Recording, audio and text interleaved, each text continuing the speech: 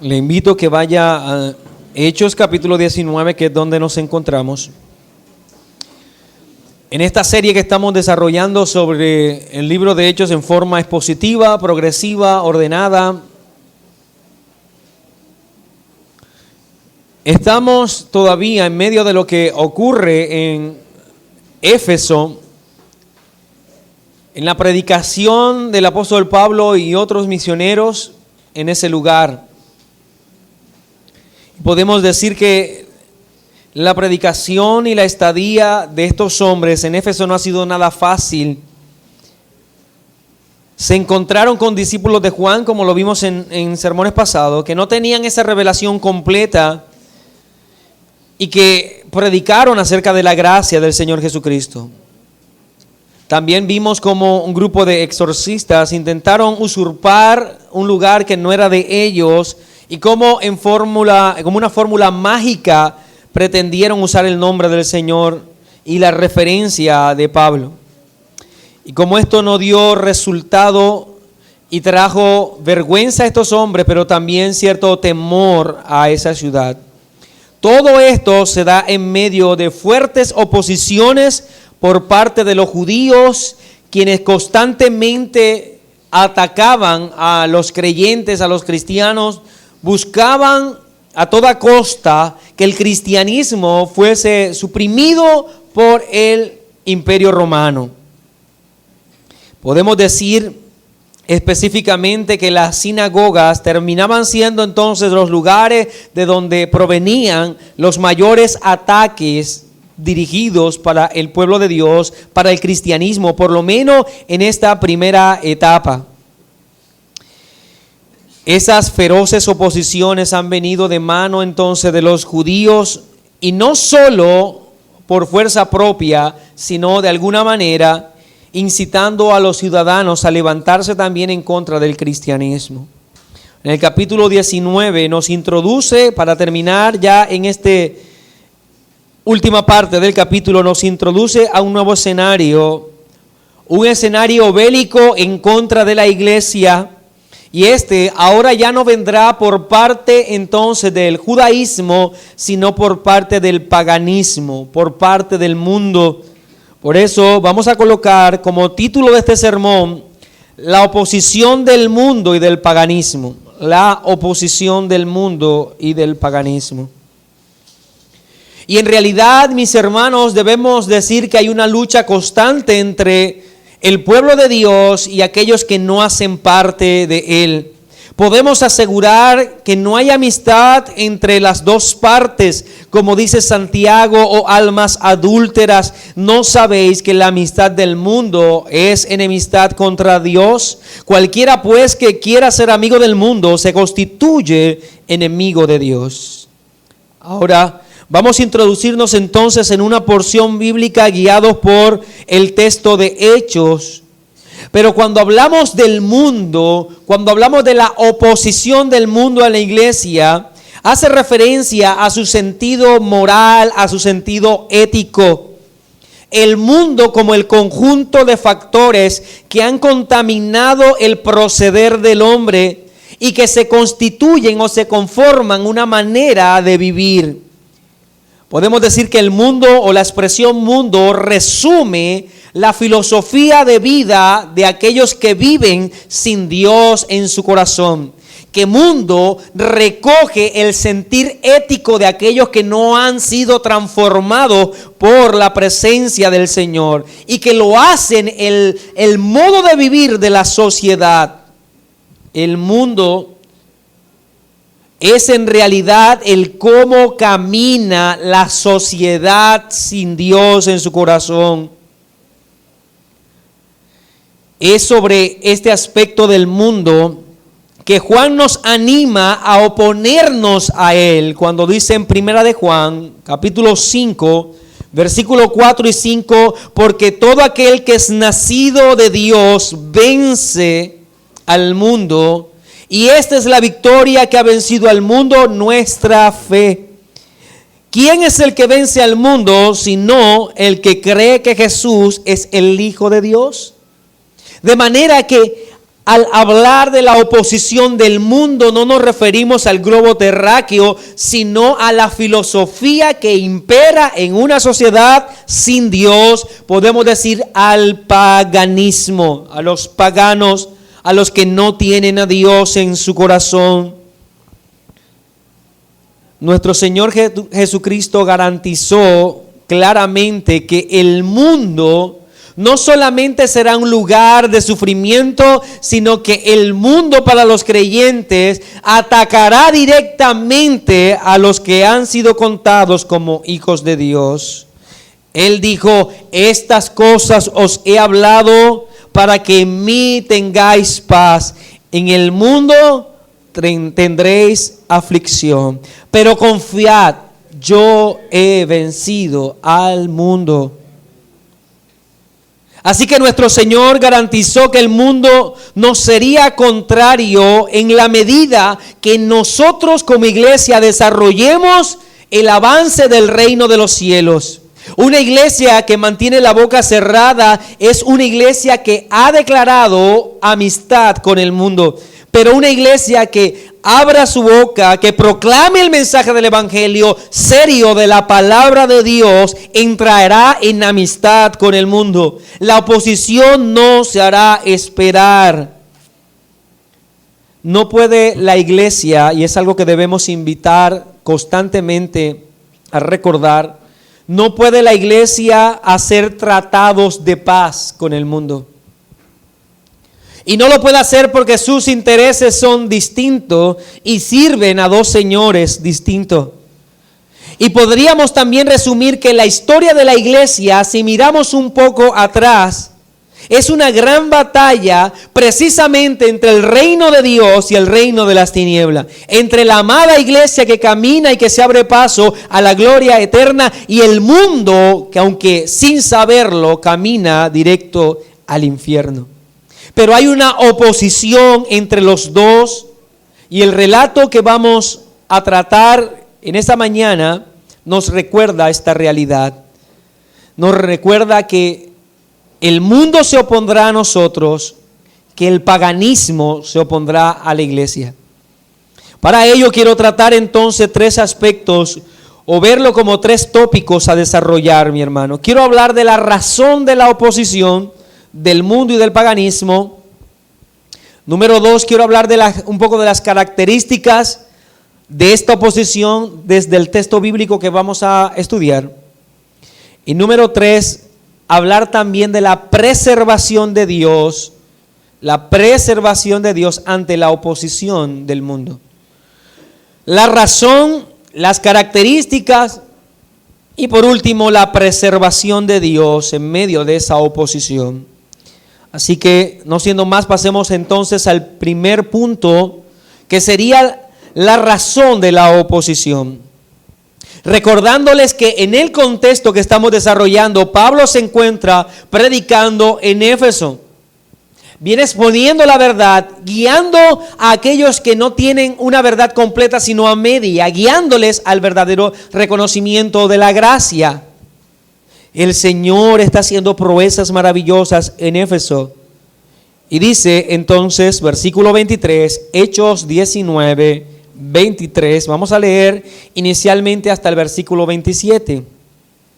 Hubo por aquel tiempo un disturbio no pequeño acerca del camino, porque un platero llamado Demetrio, que hacía de plata templecillos de Diana, daba no poca ganancia a los artífices, a los cuales, reunidos con los obreros del mismo oficio, dijo: varones, sabéis que de este oficio obtenemos nuestra riqueza.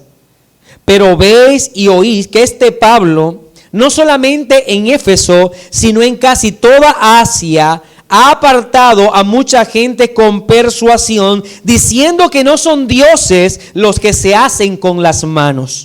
Y no solamente hay peligro que nuestro negocio venga a desacreditarse, sino también que el templo de la gran diosa Diana sea estimado en nada, y comience a ser destruida la majestad de aquella a quien venera toda Asia y el mundo entero. Dejemos hasta allí para analizar entonces la razón de la oposición.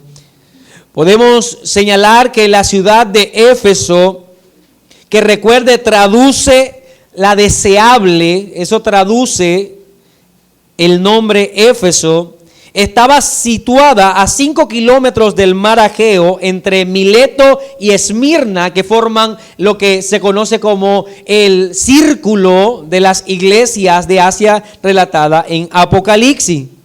Ella gozaba de una posición totalmente favorable por ser un puerto de Asia muy importante y que pasó a ser por mucho tiempo una ciudad principal del Imperio Romano. Podríamos decir que el imperio desarrollaba grandes actividades en aquel lugar. Era una ciudad próspera en muchos aspectos y tenía grandes expresiones religiosas. Una de ellas, o la más conocida, era el templo dedicado a la diosa Diana, o como es conocida también, Artemisa para los griegos. Llegó a ser catalogado ese templo, recordemos, como una de las maravillas del mundo. Así que la majestuosidad, y que lo reconoce precisamente Demetrio, la majestad del templo y de Diana, son reconocidos en aquel lugar. El templo era algo colosal. Se estimaba incluso que llegaba a medir 4 veces más que el mismo Partenón. Así que era todavía más vistoso que el mismo Partenón. La rodeaban 127 columnas y toda ella estaba hecho de mármol blanco, así que brillaba con esplendor este lugar. Era el centro de adoración más grande de Asia. Y todos querían visitar ese lugar. Por ello, se le reconoce como el templo de Diana la Universal. Todos querían ir hasta allá y ver y presenciar esta maravilla. El frenesí de la idolatría en ese lugar no tenía medidas. Y ese frenesí de querer adorar y querer expresar religiosamente esta adoración sirvió de fuente de ingreso para muchos. Siempre el deseo de adorar ha sido usado para sacar lucro. Y el texto nos habla entonces de un tal Demetrio, que era platero, un hombre que hacía parte de un gremio en realidad. Un gremio dedicado a la manufactura de imágenes religiosas. En este caso, él hacía réplicas del templo de Diana. Templecillos entonces que eran comercializados entre aquellas personas que frecuentaban Éfeso y que llegaban específicamente a ese lugar. Podemos inferir que este Demetrio no solamente era un hombre que se dedicaba como platero a la manufactura de templos, sino que tenía cierta posición. Lo que él hacía le arrojaba grandes ganancias, puesto que él mismo reconoce que eran muchas las ganancias que él tenía.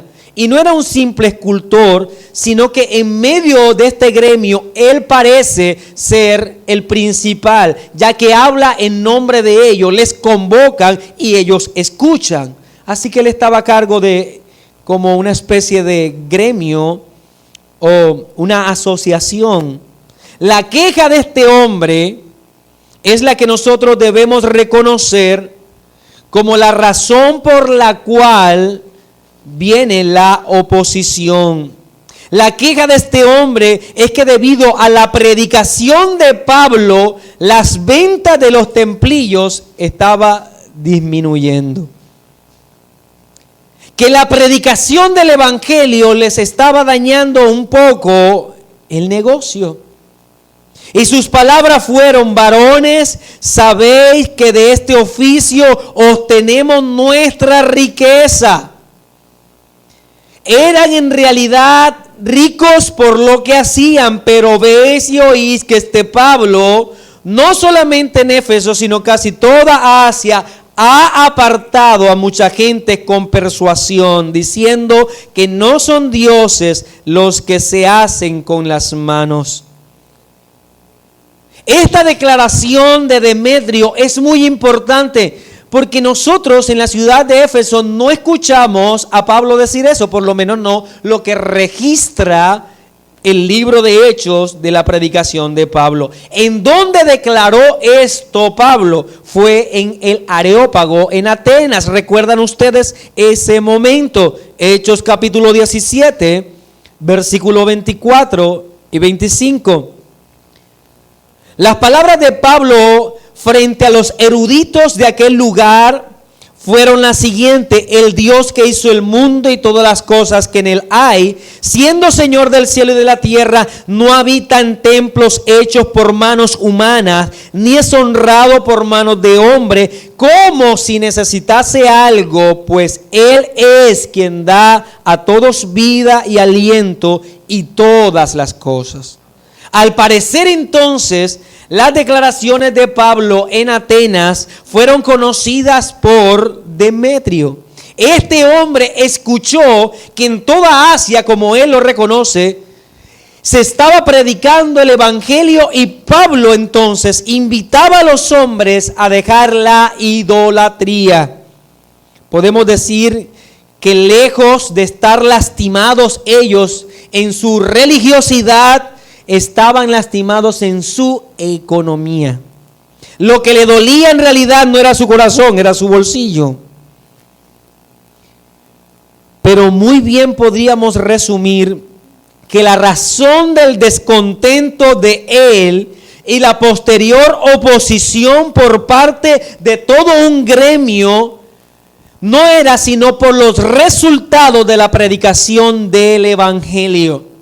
Ni siquiera era por la predicación del evangelio, porque como nosotros lo vimos precisamente en Atenas, si algo le gustaba a los griegos es escuchar la palabrería. Cualquiera que venía a contar algo nuevo, y de hecho Pablo fue recibido de esa manera: escuchar nuevas cosas, la retórica, la enseñanza pública, la predicación. Nada de eso le parecía nocivo a un griego. Es más, amaban ese tipo de discusiones. Pero lo que estaban enfrentando ahora no era la predicación, el hecho de predicar, sino los resultados posteriores a la predicación.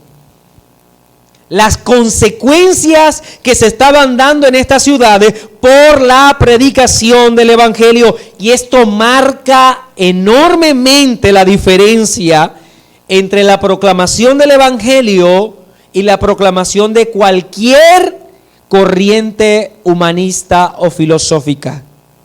¿Por qué, mis queridos hermanos, un asesino, un violador, un ladrón, un homosexual, un mentiroso, un idólatra pueden amar, escuchar y servir a Sócrates, a Platón y Aristóteles y seguir siendo tan pecadores como al inicio?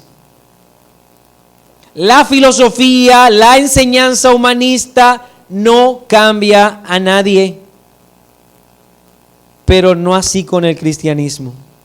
La proclamación del evangelio trae como resultados conversión. Y al traer como resultados conversión, hay un cambio radical en la vida.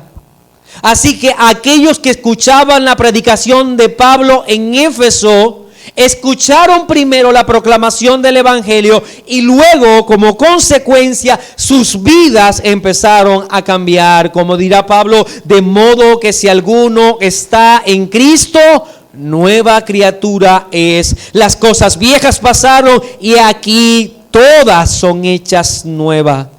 Pablo predicaba el evangelio y esto ocasionaba dos cosas que el mismo Demetrio reconoce.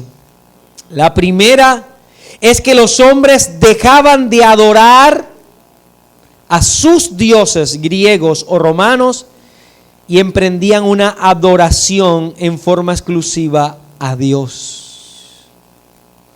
Esto estaba ocasionando la predicación del Evangelio. Libera a los hombres de todo tipo de idolatría a los dioses falsos. Pero lo segundo es que ellos tenían un abandono rotundo a la vida pagana. Adoraban al Dios exclusivo, al verdadero Dios, y abandonaban todo tipo de manifestación pagana. Por lo tanto, la proclamación de la verdad del Evangelio libera a los hombres de su amor por el pecado. Eso hace la predicación del Evangelio, liberar a los hombres de su amor por el pecado, y como consecuencia de ello, todos los que viven del pecado sufren por eso. Todos aquellos que se lucran del pecado sufren por ello. Muchas son las marcas, las empresas, las industrias que están dedicados a la venta de pecado y a la proclamación y al acercamiento del hombre al pecado. Y todas ellas se ven afectadas por la proclamación del Evangelio. El hecho de que el hombre empiece a adorar a Dios y abandonar su vida de pecado afecta a una industria que en realidad quiere que el hombre se mantenga en vicio, adicto al pecado. Y podemos nosotros echar una simple mirada y reconocer que la industria pecaminosa es multimillonaria. La prostitución, la pornografía, los excesos, los vicios, podríamos citar una y otra, y usted y yo sabemos que es así.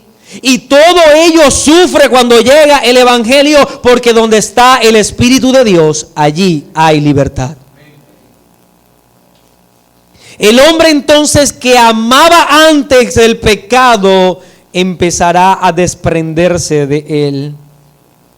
Cientos de hombres diariamente abandonan su vida de adicciones, una vida dedicada al consumismo del pecado. ¿Y qué hacen después de escuchar el Evangelio? Inician un camino de entrega absoluta y devoción genuina a nuestro Señor y nuestro Salvador. Mujeres que escuchan el Evangelio retornan a la dignidad de la feminidad, abandonando el comercio de su cuerpo para ser mujeres dignas delante del Señor, que valoran ahora la vida y que valoran las generaciones futuras. ¿Cuántas generaciones han sido grandemente beneficiadas por la proclamación del Evangelio, mi hermano? Generaciones enteras que desechan ahora la depravación, que retoman una sexualidad como la Biblia lo ordena.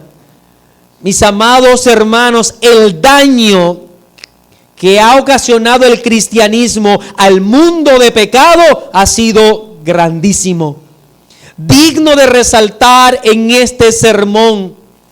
Porque en toda civilización o cultura en donde ha llegado el cristianismo, los estándares de la verdad, los estándares de la moral y del bien han crecido, han brillado. Es donde se respeta más la dignidad del hombre, la dignidad de la mujer, la dignidad de los niños. Todo eso por la predicación del Evangelio. Invita al hombre a que abandone el pecado y se acerque al Dios verdadero. Abandone el paganismo y viva en piedad. Bienaventurada la nación cuyo Dios es Jehová. Dice el Salmo 33:12. Este escultor vio que el cristianismo era un enemigo de la economía que ellos tenían. Porque todo lo que ellos hacían y se dedicaban era el comercio de la idolatría. Y por ello, mi hermano, esta no es sino la razón por la cual vendría la oposición. Y nuevamente, mi querido hermano, como iglesia, traemos mucho bien a esta sociedad. Traemos mucho bien a la ciudad en la que Dios nos ha puesto, en esta ciudad específica, en la medida que proclamemos el mensaje del Evangelio. Lo mejor que tú puedes hacer para contribuir al sano desarrollo de la ciudadanía, ¿sabe qué es? La predicación del Evangelio. Lo mejor que usted puede hacer para favorecer a las familias es predicar el Evangelio. Porque los hombres retomarán la paternidad bíblica, la mujer retomará la feminidad y la maternidad bíblica. Los jóvenes y los niños vivirán guiados por la palabra como hijos obedientes. El Evangelio trae pureza a una nación, pero también con ello repercute en oposición por parte del mundo. Se levantarán muchos que hacen comercio con el pecado, que viven del pecado, que su sustento es el pecado. Podríamos decir, mi hermano, sin ánimo de avergonzarnos ni no caeremos en vergüenza en realidad, que muchos de los aquí presentes antes frecuentaban lugares de los cuales hoy no quieren ni ver. Y todo eso por la liberación del Evangelio. Todo porque el Evangelio ha traído libertad a su corazón. Bien, veamos entonces las características de esta oposición. Ya sabemos que la razón por la cual el mundo y el paganismo harán oposición a la iglesia es por la proclamación del Evangelio. Y lo segundo es las características de esta oposición. Versículo 28 en adelante. Cuando oyeron estas cosas, se llenaron de ira y gritaron diciendo: grande es Diana de los Efesios. Y la ciudad se llenó de confusión, y a una se lanzaron al teatro, arrebatando a Gayo y Aristarco, macedonios, compañeros de Pablo. Y queriendo Pablo salir al pueblo, los discípulos no lo dejaron. También algunas de las autoridades de Asia, que eran sus amigos, le enviaron recado rogándole que no se presentase en el teatro. Unos pues gritaban una cosa y otros otra, porque la concurrencia estaba confusa y los más no sabían por qué se habían reunido. Y sacaron de entre la multitud a Alejandro, empujándolo los judíos. Entonces Alejandro, pidiendo silencio con la mano, quería hablar en su defensa ante el pueblo. Pero cuando le conocieron que era judío, todos a una voz gritaron casi por 2 horas: grande es Diana de los Efesios. Dejemos hasta aquí. Ya después de haber escuchado la razón por la cual vendría la oposición, analicemos las características de esta oposición. Y lo primero que debemos reconocer es que se trata de una oposición violenta. Violenta. Gayo y Aristarco eran compañeros que se unieron a la misión con Pablo. Y ellos fueron capturados, según dice el texto, por la turba embravecida, pero el propósito era capturar a Pablo, aquel que estaba predicando el Evangelio y que de alguna manera era la cabeza visible.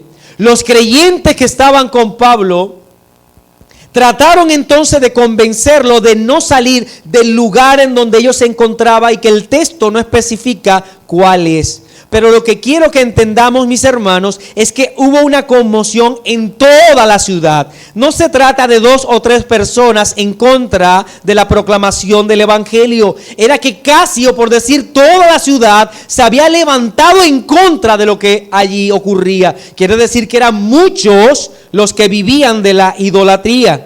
Pero nuevamente no había problema con la proclamación del Evangelio, sino con los resultados. Al analizar los resultados, vieron el Evangelio como nocivo, y aquellos que predicaban el Evangelio necesitaban ser capturados. Se levantó una turba embravecida con el propósito de capturar a Pablo, y no sabemos si era para darle muerte. El caso es que todos allí se reunieron para capturarle.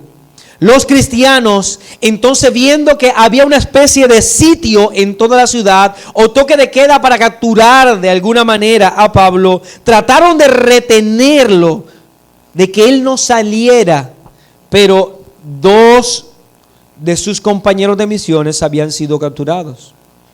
Por lo que dice el texto, al parecer entonces Pablo insistía en salir y se debió escuchar entonces por parte, como dice el texto, de alguna de las autoridades de Asia que eran amigos de Pablo, escribirle y decirle por recado específicamente a Pablo que no saliera del lugar en donde estuviese, que era peligroso que Pablo saliera porque el fin era en realidad capturarle a él. Estos actos dignatarios presentan a Pablo de que él no debe salir. Así que habría una especie de turba, de conmoción en toda la ciudad. Todo ello habla de la fuerza, de la oposición, de la violencia que había a aquellos entonces que estaban proclamando el mensaje del Evangelio. Y podemos asegurar que desde Caín, aquel que fue el primero en levantar su mano en contra de Abel, la sangre de los mártires ha regado la tierra. El mundo ha enfilado siempre las espadas en contra del cristianismo. Ha encendido las hogueras para quemarle, preparado las horcas y otros instrumentos de tortura para atacar el pueblo del Señor, para silenciarlo. No podemos considerar, mi hermano, que la oposición que vendrá de parte del mundo será una oposición pacífica, sino violenta. Podemos nosotros decir que con horror en nuestra sociedad, en nuestros días, en nuestro tiempo, hoy se levantan todo tipo de grupos que están pidiéndole a gritos a la sociedad que se les dé libertad para el pecado. Y la única forma que encuentran ellos para pedir y exigir esa libertad es haciendo violencia contra el cristianismo, ridiculizando a nuestro Señor Jesucristo en público, ridiculizando la cruz de Cristo y el Evangelio. El mundo pagano siempre ha hecho oposición al Evangelio y ha actuado violentamente en contra del Evangelio. El Señor Jesucristo lo dijo de esta manera: yo os envío como ovejas en medio de lobos. Sed pues prudentes como serpientes y sencillos como palomas. Guardaos de los hombres, dice el Señor, porque os entregarán a los concilios y en sus sinagogas os azotarán. Y aún ante sus gobernadores y reyes seréis llevados por causa de mí, para testimonio a ellos y a los gentiles. El hermano entregará a la muerte a su hermano, el padre al hijo, y los hijos se levantarán contra los padres y los harán morir. Y seréis aborrecidos de todos por causa de mi nombre, mas el que persevere hasta el fin, este será salvo. El Señor advirtió desde un comienzo que el mundo haría una oposición, pero no una oposición pacífica, sino violenta. El único propósito es imprimir el mayor dolor a los que proclaman el mensaje del Evangelio, lastimar a los que son pueblo del Señor. Observe a los profetas del pasado, observe a todo aquel que se levantó en contra del paganismo y predicó el mensaje. Usted verá su muerte, usted verá su martirio. El mensaje debe ser predicado y el mundo buscará acallar su voz. Pero aunque esta generación por completa sea barrida con la furia de este mundo, podemos asegurar que el Señor siempre guardará un remanente para Él.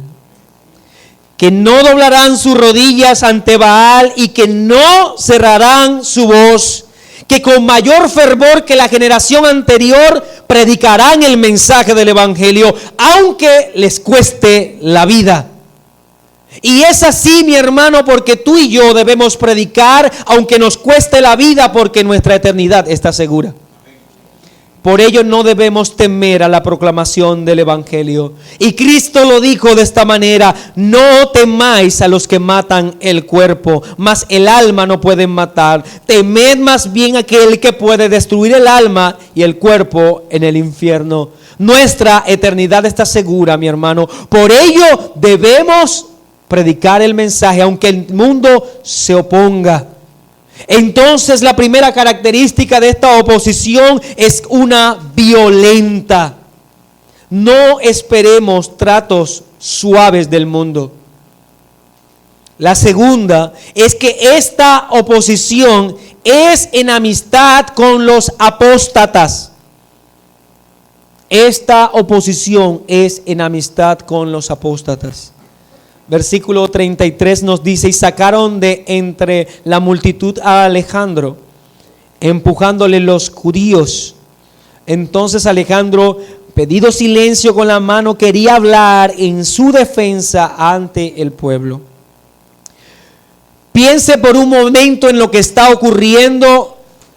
Todo el comercio, todos los que vivían de la idolatría estaban buscando a los cristianos que están proclamando el mensaje del Evangelio y que consecuencia les está dañando el negocio. Capturan a 2 de ellos y buscan a otros, el apóstol Pablo. Como entendemos, en la etapa primitiva se confundían a los judíos con los cristianos, puesto que el cristianismo nació en las cunas del judaísmo. De manera entonces que ahora los judíos se sienten amenazados por lo que está ocurriendo en ese lugar. Para no ser confundidos con los cristianos, escogen a uno de ellos llamado Alejandro para que los represente. Y Alejandro entonces sale a hablar en favor de los judíos. Él entonces prefiere y desea acercarse al paganismo si con ellos se estaba alejando del cristianismo, siendo que se sentían amenazados precisamente con ellos. Mostrarse amistoso con el paganismo para no tener su reprobación. En su interés por ser aceptado, podemos nosotros decirlo, muchos grupos religiosos han sacrificado la proclamación de la verdad. Muchos han dejado a un lado el no señalar más el pecado para que el mundo no se sienta atacado por ellos. Muchos han cedido a la presión social y han preferido apostatar de la fe, demostrando con ello que en realidad nunca amaron al Señor. Es lo que vemos en nuestros días. Y muy seguramente por lo que promete la Escritura se acrecentará con el tiempo. El mundo será tan contrario a la predicación del Evangelio que la única forma en que se acepte el cristianismo o la proclamación de él es si el cristianismo y el evangelio se suavizan tanto que no hagan contrapeso al pecado y al mundo. ¿Cuántas iglesias, cuántos púlpitos han dejado de predicar el verdadero mensaje por temor a las repercusiones? ¿Cuántos predicadores no prefieren traer mensajes que traigan felicidad y placer a todos los hombres, o cosas, por así decirlo, que prefieran ser mujeres o hombres o cualquier cosa de esta, con tal de no tener la reprobación de ellos? Nuestra iglesia ve cómo esta sociedad se cae a pedazos en su moral. Cómo el paganismo se ha apoderado de todas las esferas sociales, cómo todos los movimientos, todos los de inclusión de género, de liberación femenina, aún de ambientalismo sobre exagerado, todos esos pensamientos, debemos decirlo, han saturado tanto a la sociedad, incluso han permeado a la iglesia. Cuentan con el apoyo de muchos grupos que se decían en algún tiempo cristianos, que se señalaban como defensores de la fe tiempo atrás, pero prefieren entrar en amistad con el mundo, no recordando las palabras de Santiago, que se constituyen enemigos de Dios. La oposición al verdadero cristianismo siempre se ha visto apoyada por aquellos que apostatan de la fe, que se desvían de la verdad. Y es esto lo que vemos aquí. Y lo tercero, la tercera característica que vemos de esta oposición es que es una irracional. Es una oposición irracional. No hubo ni habrá una acusación racional contra el cristianismo. Demetrio estaba descontento, pues su negocio se había visto afectado, y todo aquel que quiere ir en contra del cristianismo lo hace siempre con acusaciones sin fundamento lógico, sin fundamento racional. Porque ¿cuál es el daño que ha hecho el cristianismo a la vida, a la sociedad?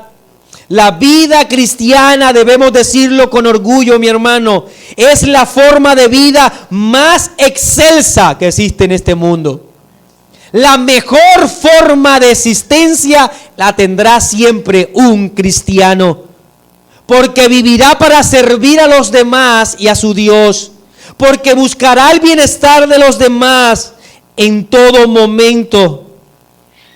Esa es la verdadera plenitud de existencia, la del cristianismo.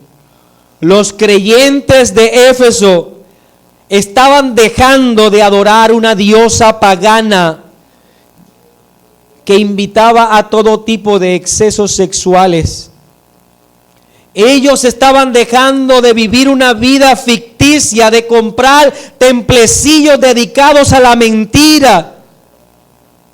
El hombre, mi hermano, es invitado por la palabra siempre a ser un mejor hombre, a ser mejor padre, mejor esposo, mejor ciudadano. Los jóvenes son invitados por el Evangelio a vivir siendo jóvenes en forma digna, a alejarse del pecado, a alejarse de la promiscuidad, a respetar la autoridad.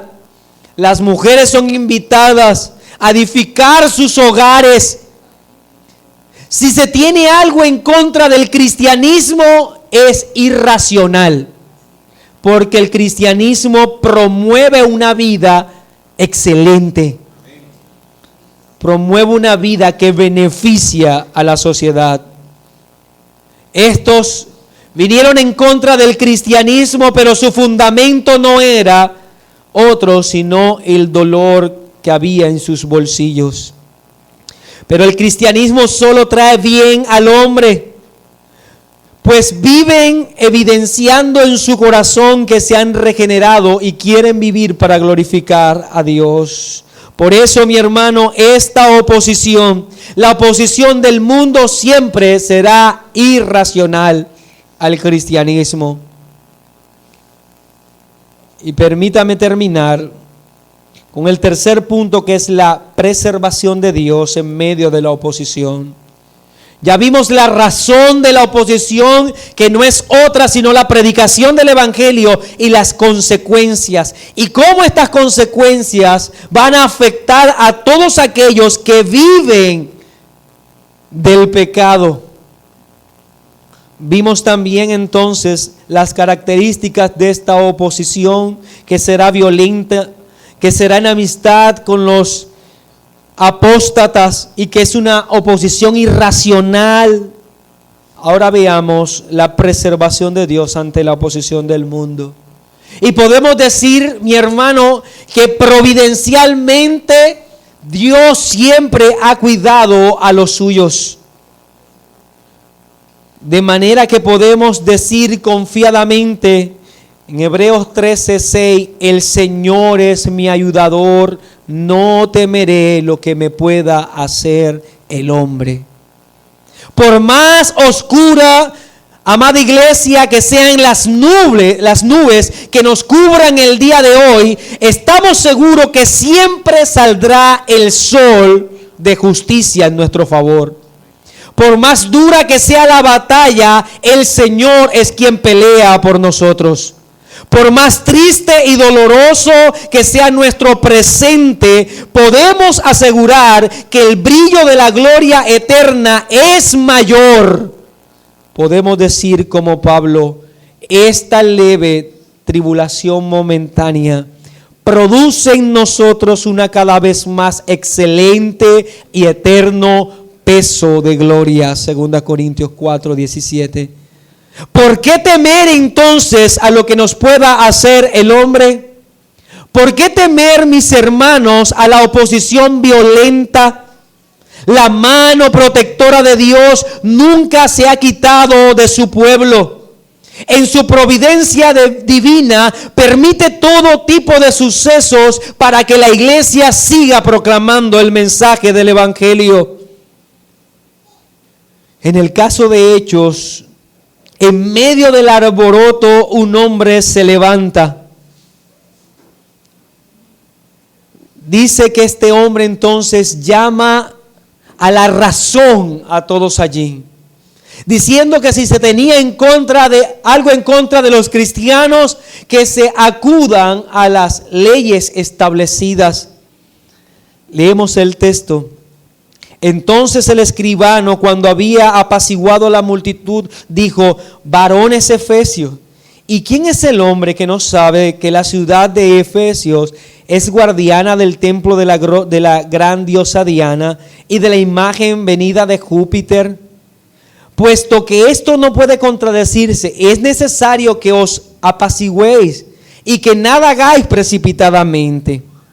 Porque habéis traído a estos hombres sin ser sacrílegos ni blasfemadores de vuestra diosa, que si Demetrio y los artífices que están con él tienen pleito contra alguno, audiencia se conceden, y procónsules hay, acusen los unos a los otros.